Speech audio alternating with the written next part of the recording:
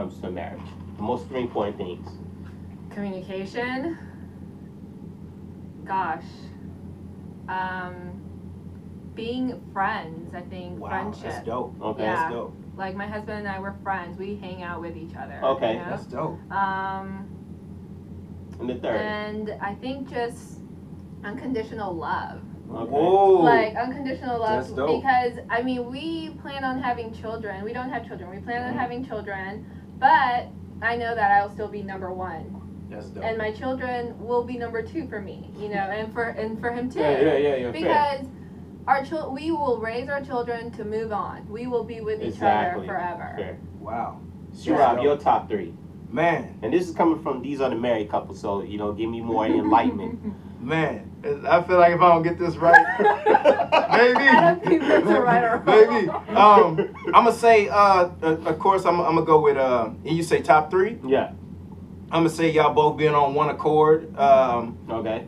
I would definitely say communication, Okay. and hell, I'll throw friendship in there. Yeah. Cause y'all, I mean, y'all gotta work You with each have other. It's a to work, collaboration, yeah. right? Yeah. It's a Yeah. partnership, right? Fair enough. And like And you have to like the person. yeah, you gotta like the person. Yeah. And like you said, like what was the last one you said? You said Unconditional love. unconditional love. That means, baby, if your sex is garbage with a capital G, We can I work still at gotta it. love you, and I gotta work with you, and we gotta figure this thing out together. Cool, man. Yeah. Well, man, I definitely appreciate Miss Jandra Riasco Thank you, stepping in. She gave me a Jandra. lot more enlightenment. So, ladies, don't take me wrong. I was just trying to be enlightened. I was sharing my perspective. But, Jandra, we definitely thank you. And y'all look out for Jandra, too, and look out for Yummy's Deliveries coming soon. It's the best health food deliveries business coming to the city of Houston very soon. So, look out for her, yo. She's going to make big moves. Yes. And I will say, I didn't think like this 5 years ago, but God came out of nowhere and changed my life, man. That's all I want to say, man. Shout out to Jesus and them. Fair Thank enough. you, Jandra.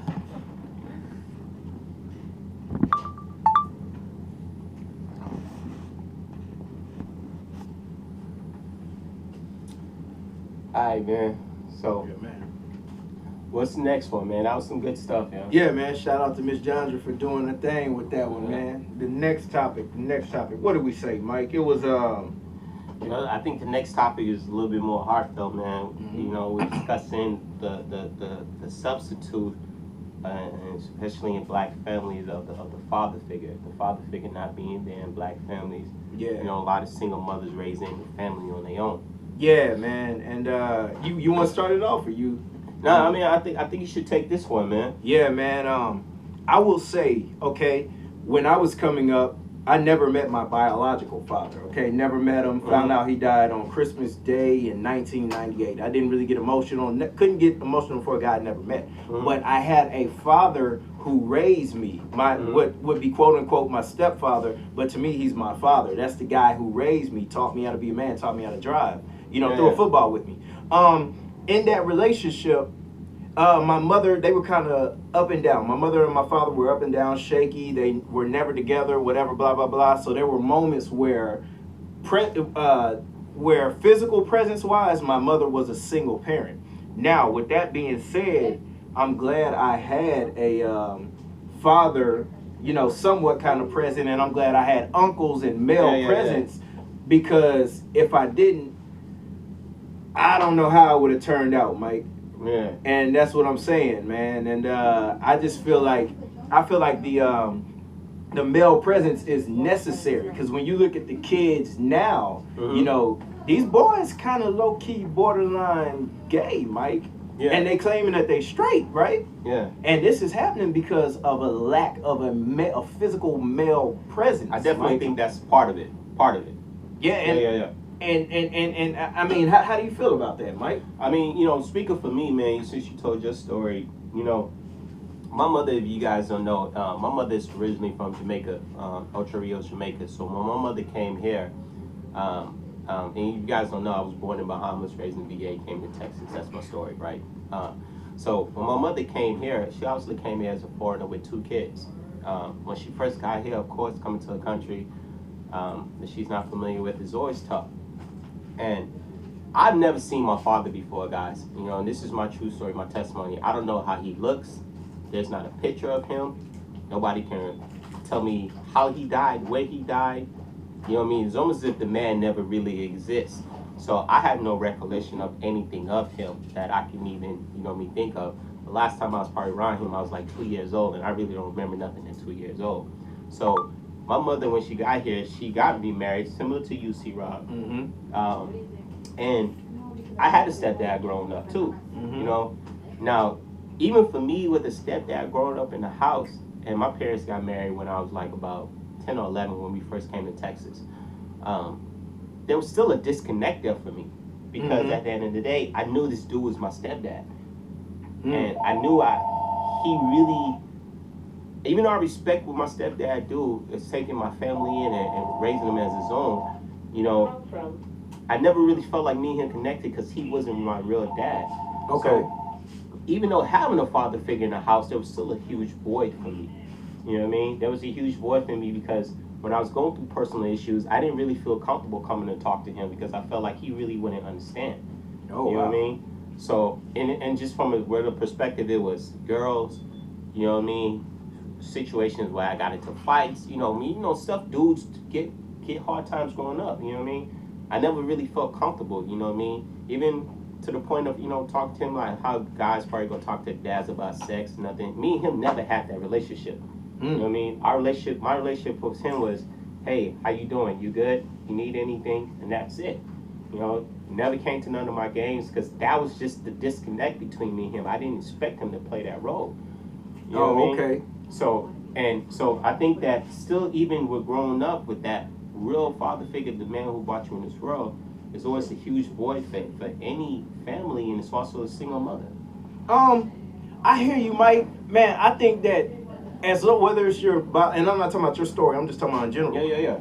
As long as you have a male presence in there, that the disconnect should be less, if that makes sense. But Mike. do you think just because there's a male presence in there that you get along with that male presence? Nah, I didn't. Mike, I didn't get along with mine for a while, but one thing I realized, I knew that he could whoop my ass. You know what I'm saying? So things I could get away with my mother, I couldn't pull on him. Yeah. Because he was a man and he could physically, shut me down. Yeah. You know what I'm saying? Well, yeah, because I mean, it may seem like he's still, because even for me, like when I got into my stepdad, and me and my stepdad had physical fights before. You know what I mean? Of course not when I'm 10, 11, but 17, 18 years old, I can recollect us having physical fist fights because I felt like at the end of the day, I'm old enough now where if you say some shit to me and I don't like it, you ain't my dad. I can really just throw the hands with you. And of course, as a man, he's bigger than me, so of course, he got the best of me. But at the end of the day, I think my mentality still was that because at the end of the day, you're not my real father figure.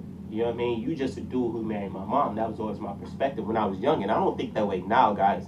But when I was young, that was always my perspective. You know what I mean? So that's where the void, I still think, fills in when you don't have your actual father figure who didn't raise you as a kid, wasn't there to really go to your first game, wasn't there to teach you about girls, wasn't there to give you the basics of what a real man is. You know what I mean? It's always still, you know what I mean, very, very, what's the word, emotional or very cautious for a person. You know So check this out, Mike. Do you think the void was there because, maybe he didn't take the time to show up to the games and things like that? I don't think that was the case because, like I said, I always respected what he did. I think the void was there because I didn't expect him to do that. You know what I mean? I didn't expect him to do that. I always felt like when he married my mom, he married my mom because he just loved my mom. You know what I mean? I was just an asset to it because I was a kid, me and my sister. But I didn't expect him to do that, so it never hurt my feelings. You know what I mean? It never hurt my feelings at all. So check this out. Even though you didn't expect him to do it, and I guess, when we're younger, we think differently. But even though you didn't expect him to do it, you wasn't thinking like, you know what, since he married my mother, which is a beautiful lady, by the way, shout out. You didn't think that he was like, you know what, I married her, so everybody else comes along with it. So whatever fatherly duties that usually comes with this, I have to take on. I don't want to just disregard my stepfather, my stepdad, because like I said, I have a lot of respect for my stepdad, and I love my stepdad because, like I said, it ain't easy for one man to take on a mother and her two kids grown. I was like 10, my sister was 13, You know what I mean? Like, you gotta respect him just as a man alone. So, you know, I'm not gonna say there wasn't stuff like we did.